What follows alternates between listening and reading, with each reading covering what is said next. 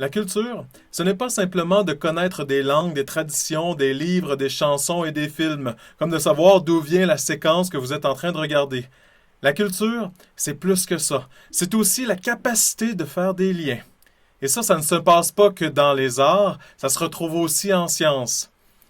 Et si je vous disais qu'il est possible de faire un lien entre un combat d'épée et un mouvement harmonique simple? Ce qui nous permettra de comprendre le lien entre un combat à l'épée et un mouvement harmonique simple, c'est de décrire le mouvement d'un pendule composé, comme celui d'un bâton de baseball par exemple.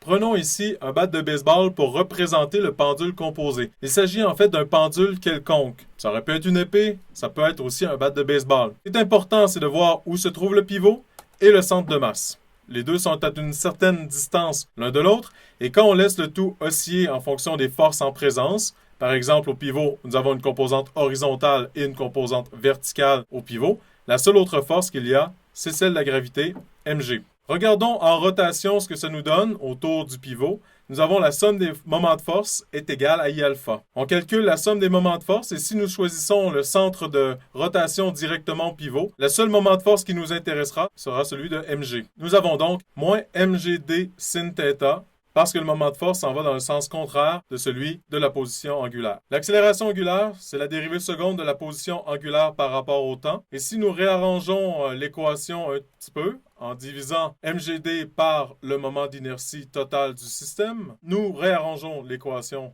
de nouveau pour retrouver une équation qui se rapproche d'une équation différentielle, mais qui n'en est pas une, parce qu'on devrait avoir un θ au lieu d'un sin θ dans cette équation. Il faut donc aller voir avec l'approximation des petits angles pour voir si nous ne pouvons pas approximer sin θ par θ. En regardant proche de petits angles, nous remarquons que les deux, la droite et le sinus, sont très proches l'une de l'autre. Donc nous allons remplacer ici pour les petits angles seulement, en faisant l'approximation des petits angles, que sin θ est égal à θ. Nous retrouvons ici une équation différentielle pour un mouvement harmonique simple, et nous avons donc une fréquence angulaire pour un pendule composé qui est égale à racine de mgd sur I. En sachant cette fréquence angulaire-là, nous pouvons la comparer avec celle d'un pendule simple.